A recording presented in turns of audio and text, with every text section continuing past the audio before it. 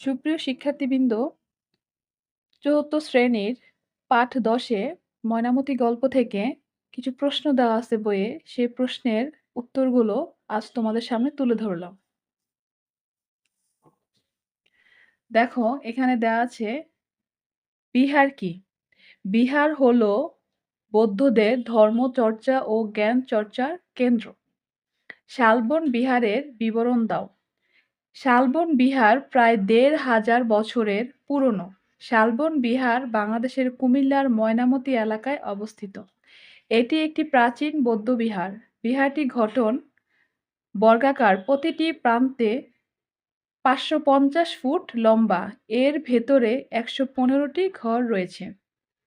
Next question হচ্ছে, ময়নামতি জাদুঘরে প্রাচীনকালের কি কি নিদর্শন রাখা আছে? দেখো, ময়নামতি জাদুঘরে পাওয়া যায় প্রাচীন সভ্যতার অসংখ্য মূল্যবান নিদর্শন। এর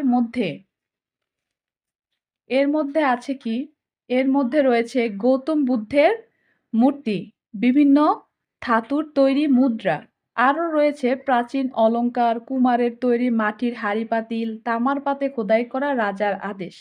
আমরা নেক্সট কোশ্চেনে চলে যাই। নেক্সট কোশ্চেনে কি বলা আছে? আনন্দ রাজার বাড়ির পরিচয় দাও। ময়নামতির সবচেয়ে বড় বিহারটির নাম আনন্দ বিহার, স্থানীয় মানুষের কাছে যা আনন্দ রাজার বাড়ি নামে পরিচিত। এর প্রতিটি প্রান্ত ৬৫০ ফুট লম্বা।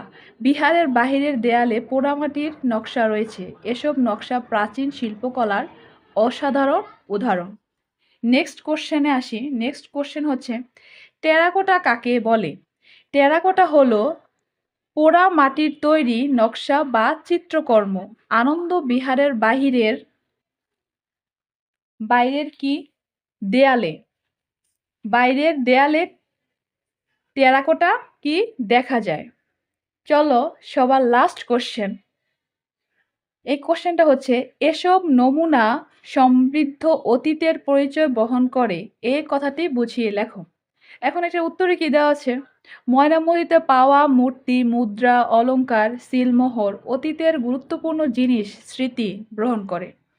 এসব নিদর্শন প্রমাণ করে হাজার বছর আগেও এখনকার শিল্প, সংস্কৃতি, শিল্পকলা অত্যন্ত কি সমৃদ্ধ ছিল। আশা করছি এই প্রশ্নগুলো তোমাদের কাজে লাগবে।